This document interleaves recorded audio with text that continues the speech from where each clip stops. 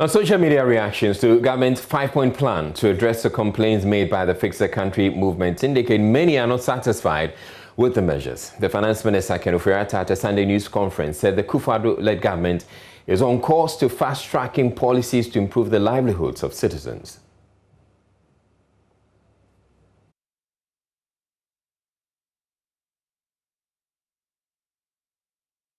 The good people of Ghana have given us a mandate to get things done. For us as a government, this is a clarion call for a national conversation on the shared burden to renew the social contract of our democracy. At its minimum, we should ensure social justice and social mobility for all Ghanaians. At our best, we should open for all Ghanaians an economic system under which each citizen shall be guaranteed the opportunity to show the best in him or her. As I always have said, I will commit to working to fix those structures that will set Ghana on this path to a righteous economy that ensures open access and property ownership for all.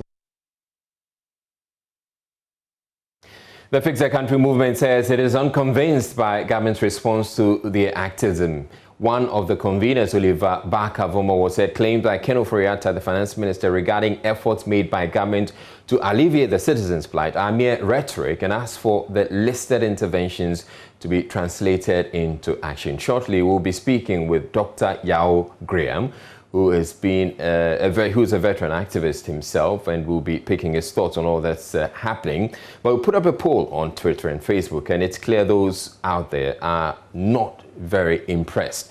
We asked the question, if you're satisfied with what government is saying so far. Are you satisfied with the finance minister's response to the Fix the Country Now campaign? So the questions we asked, 1, yes, I am satisfied.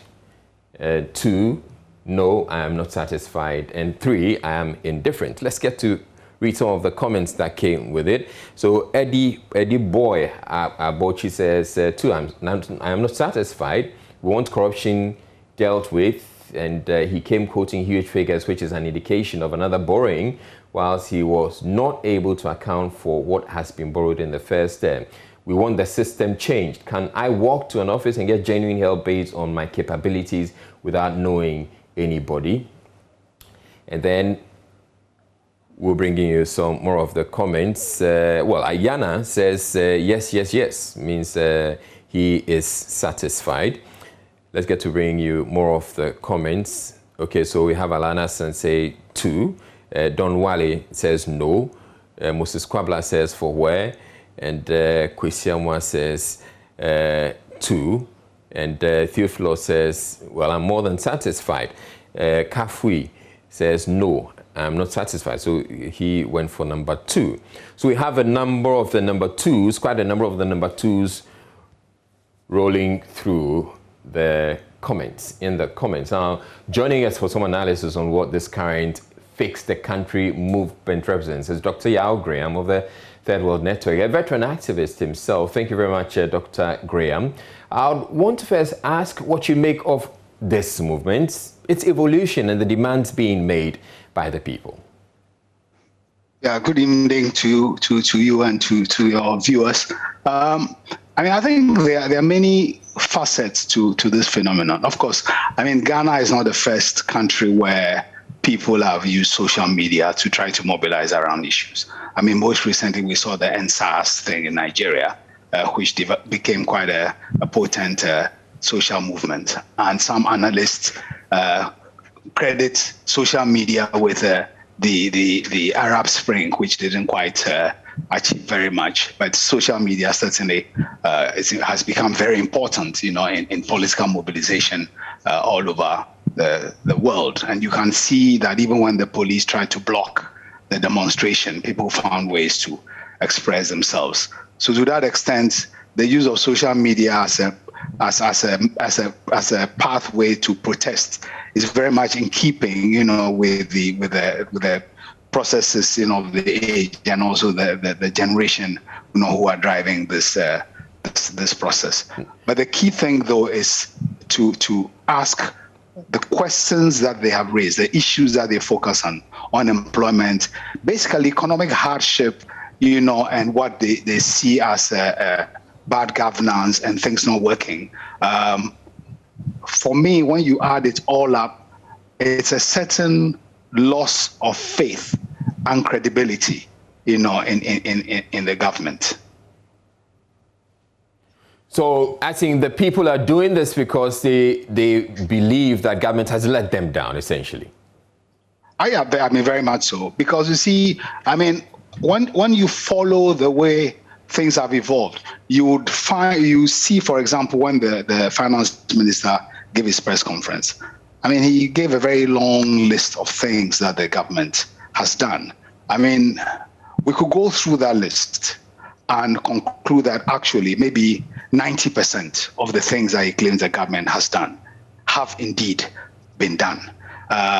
So the growth figures that he puts out and so on, all those may very well be true. So the question to ask is, why is it that in spite of all these things, which had happened anyway before the finance minister called his conference, there's still a perception, that the government is not doing enough? And I think the key to this is that, people are experiencing their realities very concretely. Because one truth about this country is that over the past 20 or so years, even as the economy as a whole has grown steadily, even as the economy has been rebased to become larger, that is in terms of the GDP size has become bigger, inequalities have been rising very sharply, in this country. When was it that we began to see the growth of, say, kiosk cities, for example? It's a relatively new phenomenon in this country, taking place amidst the boom, next to the freshly asphalted roads of East Legon. You find, kiosk cities and so on and so forth. And what is being expressed for me is the accumulation of different, drops of discontent, different vectors of perception, such that it may be, for example, currently the people in Adansongo who feel their lagoon is being taken from them and being given to a government crony. For them, that becomes their particular, point of discontent. People who cannot find jobs, people who feel that the country is driven with corruption and therefore opportunities are being denied. All those things coalesce into a perception that it is one thing to say you are doing things well, and it's another thing how actually people's lives are being affected. So the disconnect between what the government sees as what it's achieving and what people feel they are experiencing, it's important. And then the disconnect between the government's self-perception and how people perceive it, I think is also an issue. In other words, there are many more demands that are probably not captured on social media as we speak. Loads of demands. If you take for the kinds of things, for example, that the Afrobarometer has picked up from time to time, there are all kinds of things that different sections of the population highlight as a concern for them. Now those are not represented in the percentage of debt. But if we took the issue of debt, for example, across Africa, the finance minister may be right in talking about the fact that Ghana's debt relative to others may be less. But across Africa, one thing we have in common is the opacity, the lack of transparency in how governments account for the monies that they borrow. Our parliaments are not very good in holding governments to account.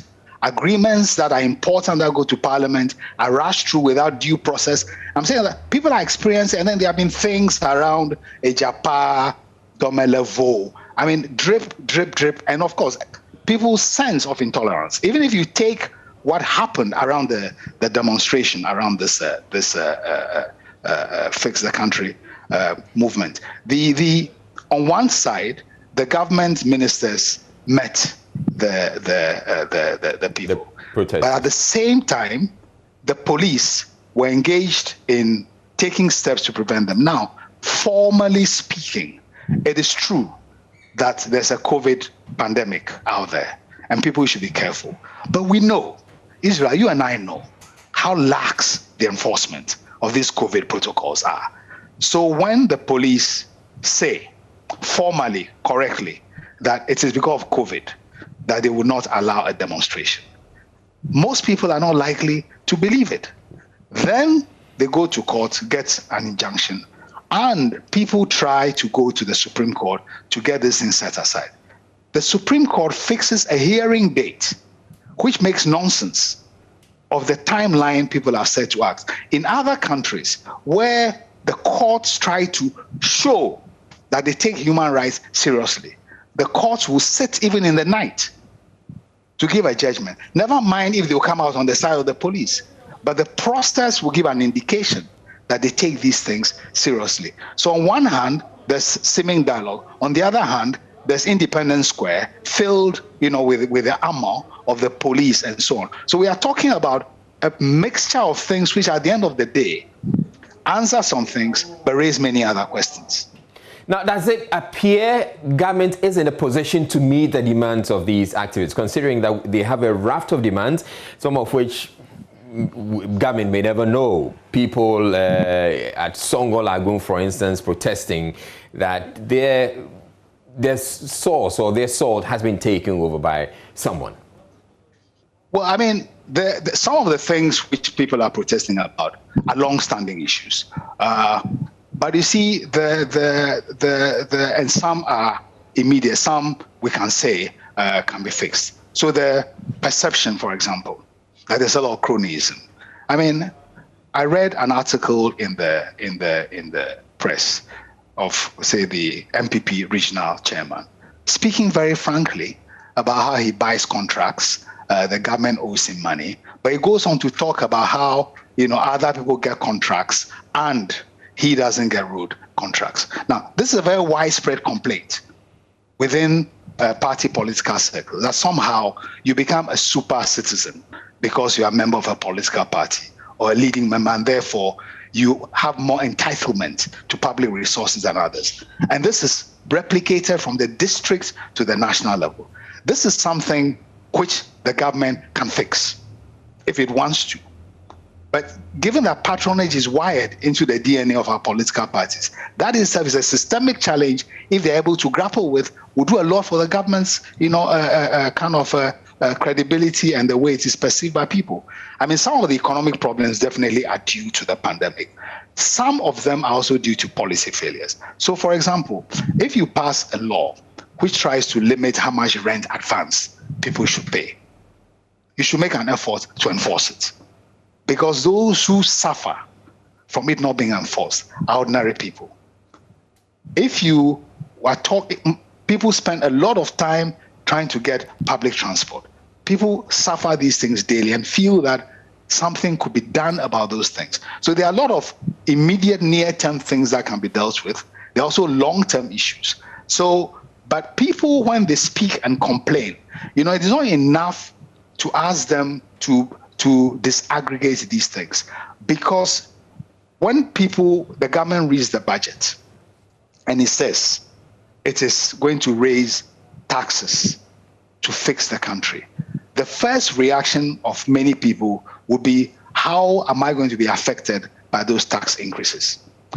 If those tax increases do not result in improvement in their conditions, they're entitled to feel that they are not getting their share of the national cake. So there are all kinds of interlocked things, but it all comes down to the point that when the government has reached a certain point of an erosion of credibility with sections of the citizens, steps to rebuild that credibility require immediate responses, which responds to some of the things that touch on what people see happening at the heart of government. I think the perception that there's widespread patronage and abuse of power is part of the reason why the government is suffering a crisis of credibility. The pandemic is affecting the whole world, and people are making sacrifices all over the world.